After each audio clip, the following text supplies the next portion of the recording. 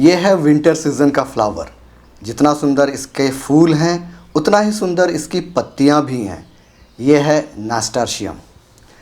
इसके फूलों और पत्तियों को हर्बल मेडिसिन की तरह भी यूज़ किया जाता है, जिसमें भरपूर मात्रा में विटामिन सी और कई तरह के मिनरल्स मौजूद होते हैं।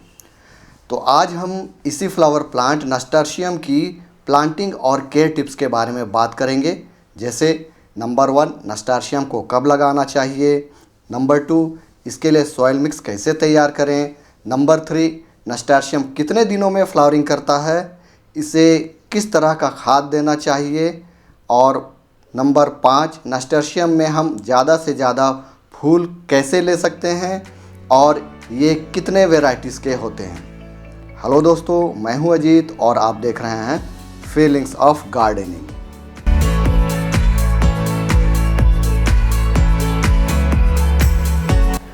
तो सबसे पहले ये बता दूं कि नास्टार्शियम मुख्य रूप से ऑरेंज, येलो, क्रीम कलर और ये देखिए रेड कलर या तो कहें कत्था रंग के कलर्स में आते हैं। और जहाँ तक इनके वैरायटीज़ की बात करें तो नास्टार्शियम मुख्य रूप से 3 वैरायटीज़ के होते हैं।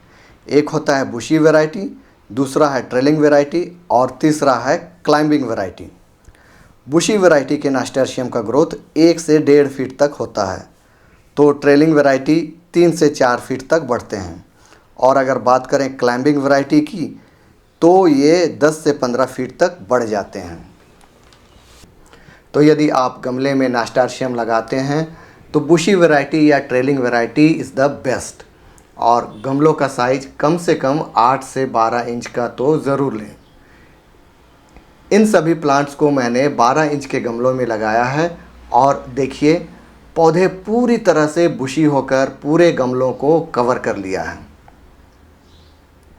अब बात करते हैं नास्टार्शियम को कब लगाना चाहिए। तो जैसे कि मैंने बताया यह सर्दियों का फूल है, तो इस पौधे को नवंबर से लेकर जनवरी तक लगाया जा सकता है। इसे आप नर्सरी से छोटे पौध लाकर लगा सकते हैं या फिर बीज से भी ग्रो कर सकते हैं। ये देखिए इन प्लांट्स को मैंने बीज से ग्रो किया था और अच्छा हेल्दी पौध तैयार हुए हैं। जब आप नास्टार्शियम को बीज से ग्रो करते हैं तो 4 से 6 हफ्तों में इसके पौध को 10 से 12 इंच के पॉट्स में ट्रांसप्लांट करने लायक हो जाते हैं। तो चलिए हम इसके लिए सॉइल मिक्स तैयार कर लेते हैं।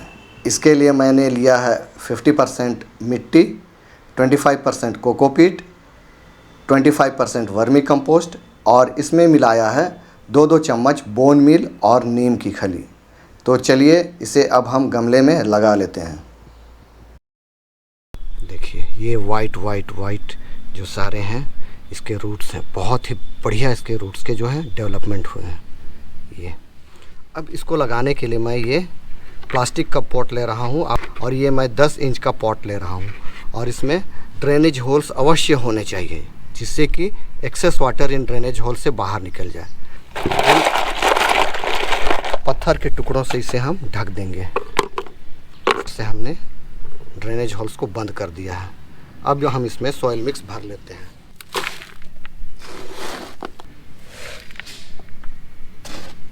सॉइल मिक्स भरने के बाद इसे इस प्रकार से अवश्य टैप कर लें। ये जो हमने निकाला था पहले से एक और निकाल लेते हैं। ये देखिए अब इसको लगाते वक्त हमें ध्यान ये देना है कि जो ये वाइट वाला पोर्शन है, ये जो देख रहे हैं वाइट वाला पोर्शन, इसको मिट्टी से पूरी तरह ढकेंगे। तो इसके लिए हम इसमें इस प्रकार से गड्ढा बना लेते हैं, लगा दें और चारों तरफ से मिट्टी डाल दें।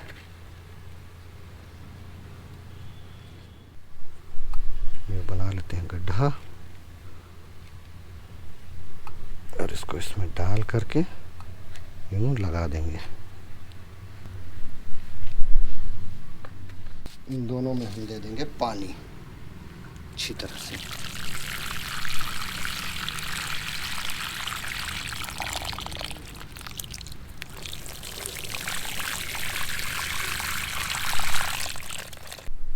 पूरी तरह से सॉइल मिक्स ने पानी को एब्जॉर्ब कर लिया। ये होता है हमारा पोरस सॉइल और वेल ड्रेन्ड सॉइल। अब इन दोनों प्लांट्स को हम कम से कम 2 दिनों के लिए किसी शेडी एरिया या फिर इनडायरेक्ट सनलाइट वाली जगह में रख देंगे। उसके बाद इसे फुल सनलाइट में हम निकाल देंगे। पौधा ट्रांसप्लांट करने के 60 दिनों में ही नास्टर्शियम में कलियां नज़र आने लगती हैं और पहला ट्रांसप्लांटिंग के 25 से 30 दिनों बाद ही हमें इसको फर्टिलाइज़ करना चाहिए, लेकिन इस पर हम बाद में बात करेंगे। उससे पहले हम बात कर लेते हैं सूर्य प्रकाश की, यानी कि सनलाइट की। तो इसे आप फुल डे की सनलाइट ज़रूर दीजिए। मेरे इन प्लांट्स को अभी मैंने छत पर रखा हुआ है, जिससे कि इन्हें पूरे दिन की सनलाइट मिले, और यदि संभव न हो तो आप 5 से 6 घंटों की धूप तो इन्हें ज़रूर दीजिए। ये जो नास्टर्शियम है ना, एक इजी टू ग्रो प्लांट है और इनमें कोई बहुत अधिक देखभाल किए बिना भी बहुत ज़्यादा फ्लावरिंग होता है। विंटर सीज़न के और प्लांट्स को जैसे हम वीकली फर्टिलाइज़ करते हैं, वैसे इसे हमें बार बार फर्टिलाइज़र देने की आवश्यकता नहीं होती है और देना भी नहीं चाहिए। पर क्यों? तो चलिए अब बात करते हैं फर्टिलाइज़र्स की। महीने में एक बार 8-10 दाने डीएपी की दे दीजिए, पर हाँ, जब मिट्टी सूखी हो तब गुड़ाई करके डीएपी दे दीजिए और पानी दे दीजिए। बैलेंस्ड एनपीके जैसे 19-19-19 या 20-20-20 का भी पत्तों में छिड़काव करें। कितना एनपीके देंगे?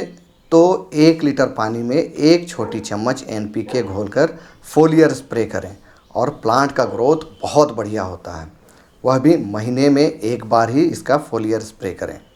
मैंने कहा था ना कि बार बार फर्टिलाइज़ नहीं करना चाहिए, क्योंकि यदि बार बार नाइट्रोजन रिच फर्टिलाइज़र जैसे गोबर की खाद, वर्मी कंपोस्ट या एनपीके देंगे तो इसमें केवल पत्तियों का ही ग्रोथ ज़्यादा पाएंगे और पौधा कलियां कम प्रोड्यूस करता है और फ्लावरिंग कम होता है।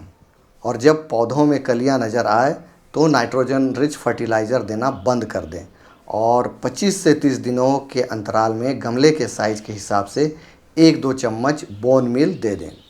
बोन मील में अच्छी मात्रा में फॉस्फोरस और कैल्शियम होता है, जो बर्ड्स के ग्रोथ को प्रमोट करता है। आप यदि बोन मील देना नहीं चाहते हैं तो पोटाश दे सकते हैं, पर हमेशा ध्यान रखिएगा खाद सूखी मिट्टी में दें और खाद देने के बाद पानी देना ना भूलें। कई बार देखा जाता है कि हमारे नास्टर्शियम का ग्रोथ बढ़िया चल रहा होता है, कलियां आने लगती हैं और पेस्ट्स का अटैक भी शुरू हो जाता है, जैसे एफिड्स या अन्य प्रकार के कीड़े। तो इसके लिए हर 20 से 25 दिनों में आप नीम ऑयल या किसी पेस्टिसाइड का छिड़काव ज़रूर करें।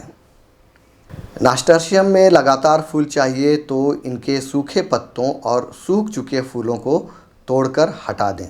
रोज़ नहीं तो कम से कम हफ्ता में एक बार यह काम ज़रूर करें, क्योंकि खिलकर सूख चुके फूलों को नहीं हटाएंगे तो वे बीज बनाने लगते हैं और नई कलियां कम निकलती हैं। इसे ही डेड हेडिंग भी कहा जाता है। मार्च के बाद धीरे धीरे गर्मी बढ़ने लगता है और फूल कम होने लगता है और पत्तियां भी सूखने लगती हैं। पौधा मुरझाने लगता है क्योंकि टेम्परेचर बढ़ जाता है और वातावरण में गर्म हवा चलने लगती है। इस समय आप मैच्योर्ड सीड्स तोड़कर अगले सीज़न के लिए रख लीजिए और इस तरह से नास्टर्शियम आपके गार्डन की शोभा बढ़ाते हुए लाइफ साइकिल पूरा कर लेता है। नास्टर्शियम के बीज कैसे लगाएं, यह अगला वीडियो ज़रूर देखिएगा। वीडियो अच्छी लगी हो, जानकारी अच्छी लगी हो तो एक लाइक ज़रूर कीजिएगा और यदि चैनल अभी तक सब्सक्राइब नहीं किया है तो सब्सक्राइब भी कर लीजिएगा। तो फिर मिलते हैं किसी और वीडियो में किसी और प्लांट के साथ। तब तक देखते रहिए feelings of gardening. Happy gardening.